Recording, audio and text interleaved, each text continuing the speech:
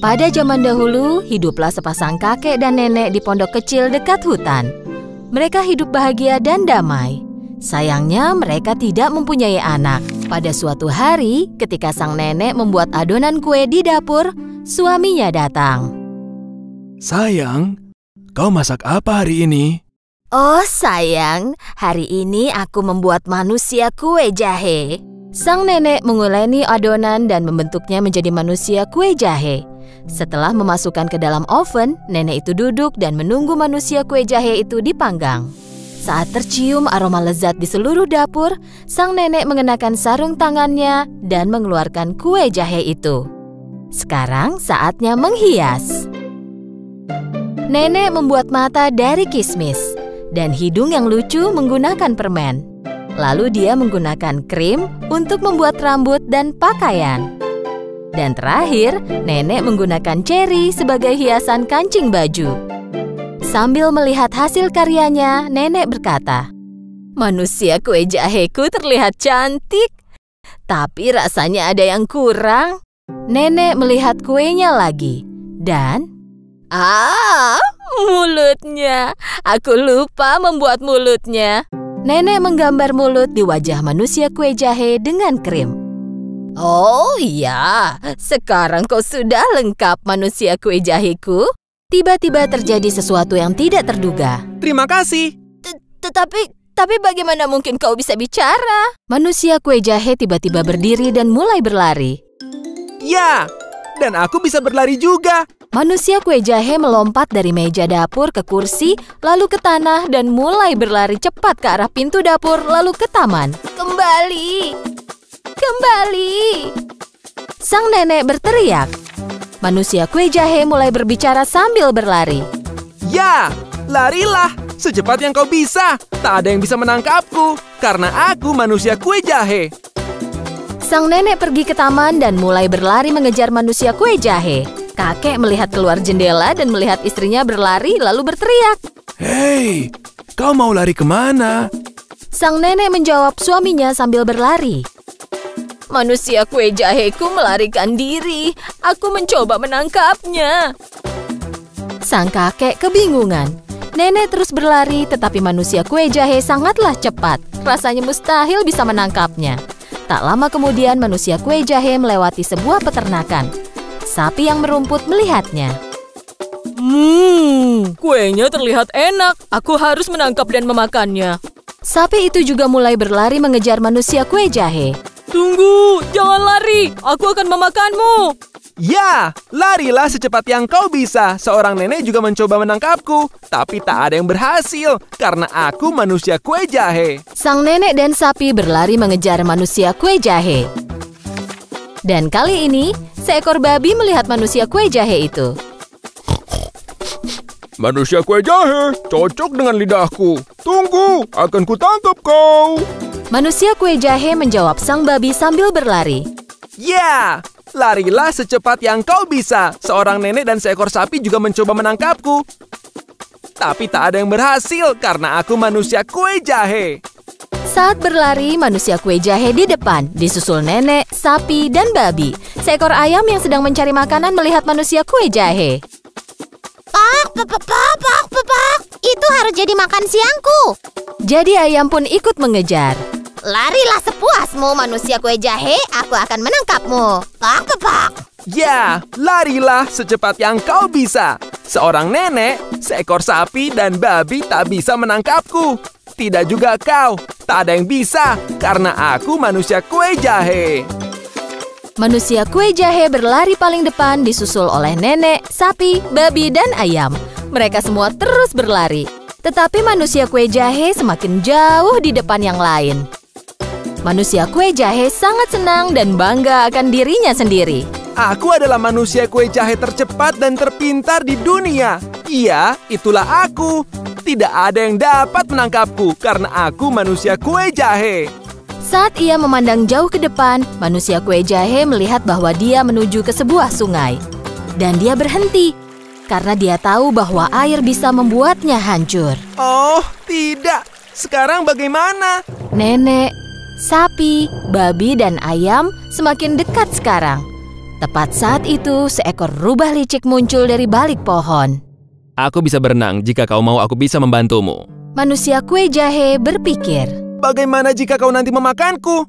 Kau tak perlu khawatir, aku tak ingin memakanmu, aku hanya ingin membantumu menyeberang. Manusia kue jahe percaya kepada rubah licik itu dan melompat ke atas ekornya, lalu berpegangan sekuat mungkin.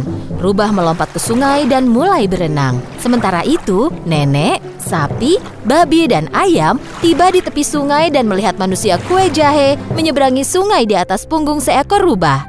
Mereka melihatnya pergi dengan tak berdaya, karena tahu bahwa mereka tak bisa menangkapnya lagi. Sungai mulai bertambah dalam dan airnya mulai naik. Hei, rubah, naikkan ekormu. Aku hampir saja basah. Naiklah ke atas punggungku, lebih aman di sana. Manusia kue jahe melompat ke punggung rubah. Mereka berenang, tetapi air sungai bertambah dalam. Punggung rubah mulai tenggelam di dalam air. Aku takut kau akan basah. Kenapa tak lompat ke atas kepalaku? Di sana lebih tinggi. Manusia kue jahe naik ke kepala rubah. Rubah melanjutkan rencana dan membenamkan kepalanya ke dalam air. Airnya naik semakin tinggi. Kenapa kau tak naik ke atas hidungku? Di sana lebih tinggi. Manusia kue jahe naik ke atas hidung rubah.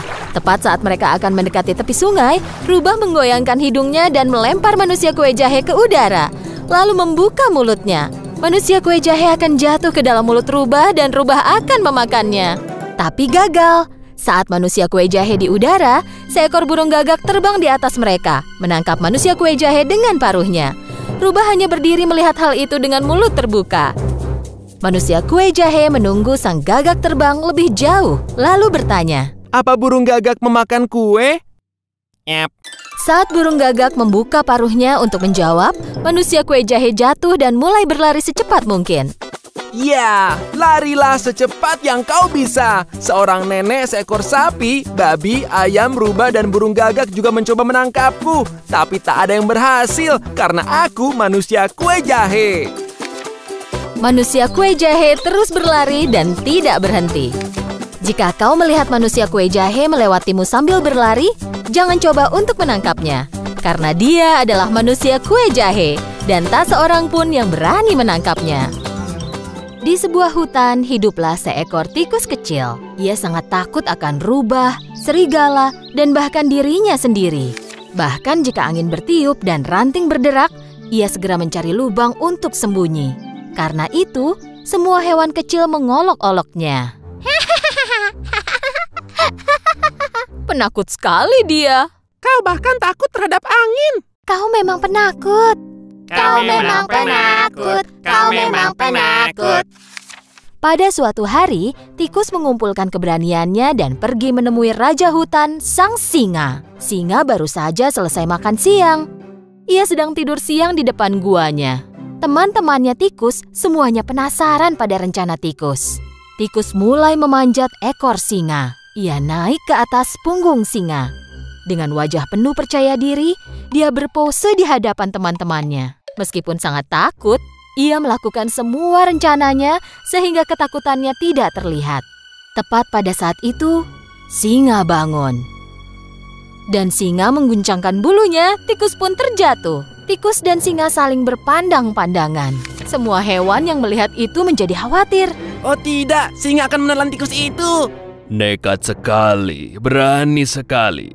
Apa yang kau lakukan di punggungku? Raja hutan, tolong jangan makan aku. Aku hewan yang paling takut dan paling rentan dari semua hewan. Sepanjang hidupku aku selalu ketakutan.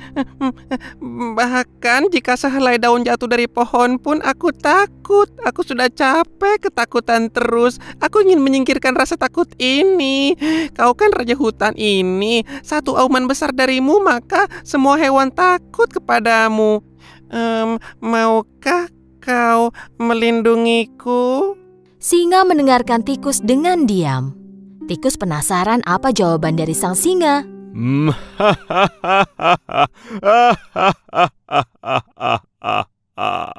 Dan kenapa aku harus menolongmu? Beri aku satu alasan bagus kenapa aku tidak boleh memakanmu. Bantuanmu akan kubalas, aku janji. Mungkin satu hari nanti aku akan membantumu. Begitu tikus selesai menyampaikan permohonannya, singa mengaum dengan sangat keras. Bagaimana tikus kecil sepertimu akan bisa membantuku? Tapi karena melihat tikus kecil itu gemetar, singa memutuskan untuk tidak memakannya. Untunglah aku sudah kenyang. Sekarang pergilah dari hadapanku. Tikus pun lari dan menjauh dari sana. Melihat kejadian itu dari kejauhan, teman-teman tikus ikut terkejut. Beberapa waktu telah berlalu, singa merasa lapar dan mulai berjalan menjelajahi hutan. Tetapi ia tidak memperhatikan jebakan pemburu dan ia tertangkap. Ia tergantung di udara dalam sebuah jaring besar. Ia mencoba membebaskan diri dari jaring itu, tetapi tidak bisa. Ia adalah raja hutan. Jadi jika berteriak minta tolong, ia akan dipermalukan. Dan seluruh pemburu akan mendengarnya, lalu akan cepat-cepat menangkapnya. Tak punya pilihan, singa mulai menunggu. Sementara itu, hewan lain yang tinggal di hutan memperhatikan sang singa. Tapi tak seorang pun yang berani mendekatinya. Ketika lewat, tikus kecil melihat singa dan memutuskan untuk menolongnya. Tikus langsung pergi ke samping singa. Tikus mulai memanjat ekor singa yang panjang, dan saat mencapai jaring, ia mulai menggigit jaring itu. Pada saat itu, kelinci berlari di samping mereka. Hai teman, cepatlah, para pemburu segera datang. Hewan-hewan lain yang berkumpul tiba-tiba mulai berlari ketika mendengar kata pemburu. Tapi tikus terus menggigiti jaring dengan tekun. Akhirnya, jaring itu robek dan singa jatuh, lalu terbebas. Ayo, lompatlah ke punggungku, kita pergi dari sini. Tikus melompat ke punggung singa dan mereka melarikan diri.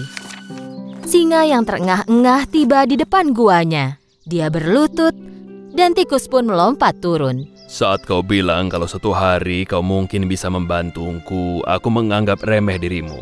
Kupikir kau hanyalah tikus kecil yang tidak berguna. Tetapi kau menyelamatkan nyawaku. Terima kasih. Kehormatan bagi saya, Raja. Kau tak perlu takut lagi padaku. Bahkan kau tak perlu takut lagi pada apapun, karena kau adalah tikus yang sangat berani.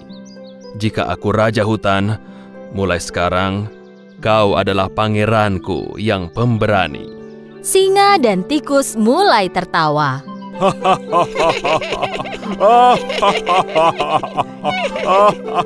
Semua hewan yang menyaksikan kejadian itu dari jauh mulai keluar dan bertepuk tangan untuk tikus pemberani itu. Singa dan tikus menjadi sahabat, dan hutan kini damai selamanya. Pada zaman dahulu, hewan-hewan di peternakan dibiarkan tanpa makanan. Ayam merah kecil memutuskan untuk berkeliling ladang mencari makanan. Pertama-tama, dia mengunjungi sapi. Maukah kau ikut aku berkeliling ladang mencari makanan? Tidak, udaranya panas sekali. Aku malas berjalan. Ayam lalu mendatangi babi. Mau bantu aku cari makanan? Aku tak bisa. Udaranya panas sekali, aku malas bergerak. Ayam lalu mendatangi anjing. Mau bantu aku cari makanan? Aku tak bisa. Aku tak bisa berjalan jika udaranya panas. Dan terakhir, dia mendatangi bebek. Mau ikut aku cari makanan? Udaranya panas sekali. Aku tak bisa keluar dari air. Saat tak seorang pun yang mau menemaninya, ayam memutuskan untuk meninggalkan pertanian sendirian. Saat berjalan, dia menemukan bulir gandum di tanah. Dia sangat senang dan kembali ke peternakan. Dia putuskan untuk menanam bulir gandum itu. Dia pikir teman-temannya akan membantu. Sapi, lihat, aku menemukan bulir gandum. Mau menanamnya denganku? Tidak, udaranya panas sekali. Ayam lalu mendatangi babi. Babi, aku menemukan bulir gandum. Mau menanamnya denganku? Tidak bisa, udaranya panas sekali untuk menanam gandum. Ayam lalu mendatangi anjing. Anjing, lihat aku menemukan bulir gandum. Mau menanamnya denganku? Tidak, udaranya panas sekali. Dan terakhir, ayam mendatangi bebek. Hei bebek, aku menemukan bulir gandum. Mau menanamnya denganku? Aku tak bisa meninggalkan air pada cuaca sepanas ini. Kalau begitu, aku tanam saja sendiri. Saat dilihatnya tak seorang pun yang mau membantu, ayam putuskan untuk menanamnya sendiri. Beberapa minggu berlalu. Musim hujan mulai tiba. Benih gandum mulai bertunas. Tetapi semua rumput liar di kebun perlu dicabuti. Siapa yang mau membantuku mencabuti rumput? Hari ini terlalu berlumpur, aku tak bisa bantu. Aku juga tidak. Aku takkan pindah dari tempatku. Aku akan kotor, tak bisa. Aku tidak enak badan, tak bisa. Kalau begitu akan kulakukan sendiri. Ayam merah kecil mulai mencabuti rumput liar di antara tunas gandum. Tak lama kemudian, gandum mulai tumbuh. Kini waktunya memanen gandum yang sudah ranum. Ayam mendatangi teman-temannya dan bertanya adakah yang mau membantunya memanen. Hai sapi, gandumnya sudah tumbuh. Maukah kau membantuku memanennya? Aku tidak bisa. Hei babi, tebak, gandumnya sudah tumbuh. Mau membantu memanennya? Oh, tidak bisa, aku tak mau. Hei anjing temanku, gandumnya sudah tumbuh. Maukah kau membantuku memanennya? Siapa aku? Tentu saja tidak. Hei bebek, gandumnya sudah tumbuh. Maukah kau membantuku memanennya? Tentu saja aku tak bisa. Baiklah, akan kulakukan sendiri. Ayam merah kecil bekerja hingga malam hari. Dia memanen gandum satu persatu sendirian. Saatnya mengubah gandum itu menjadi tepung. Ayam pergi meminta bantuan teman-temannya. Hai teman-teman, kita harus menggiling gandumnya menjadi tepung. Siapa yang mau membantuku? Tak bisa, saatnya aku memberi susu. Tak bisa pindah. Aku tak bisa membantu, ini waktu tidur siangku. Aku sama sekali tak bisa bantu. Tidak bisa, aku harus masuk ke air. Ayam menggiling gandum itu sendirian dan mengubahnya menjadi tepung. Sekarang mari kita buat roti yang lezat. Ayam mendatangi teman-temannya dan ingin memberi satu kesempatan lagi. Tapi, aku akan membuat roti. Maukah kau membantuku? Tidak bisa, aku sedang tidak ingin bekerja. Bagaimana denganmu, babi? Tidak hari ini, aku terlalu capek. Tidak tak bisa. Aku tidak bisa, selain itu aku tidak tahu caranya. Kali ini ayam sangat marah. Dia pergi ke dapur sendirian. Pertama-tama dia membuat roti dengan tepung yang dia giling. Lalu membentuknya. Dan terakhir, menaruhnya di oven dan menunggu roti dipanggang. Setelah tercium aroma roti yang enak, dia mengeluarkannya dari oven, keluar ke taman dan duduk di meja. Kemudian, memanggil teman-temannya. Hei teman-teman, rotinya sudah siap. Siapa yang mau makan denganku? Melihat roti yang sangat enak di depan ayam, dengan sekejap mereka semua mendatangi ayam. Aku mau. Oh, aku juga. Pas sekali, aku sedang lapar. Waktu yang tepat, ayam. Hei, aku juga. Aku suka roti, ayo mari kita makan. Tidak bisa, tidak bisa. Aku melakukan semuanya sendirian. Hanya aku yang boleh makan. Aku sendiri. Dengan lahap, ayam mulai memakan rotinya. Tetapi tak tega melihat teman-temannya kelaparan. Mulai sekarang, jika kalian berjanji untuk membantu, aku akan berbagi roti dengan kalian. Semua hewan di peternakan itu merasa malu dan menyesal. Mereka tahu ayam benar. Kami berjanji, ayam. Mulai sekarang kami tidak malas lagi. Ayam tahu bahwa teman-temannya sudah belajar.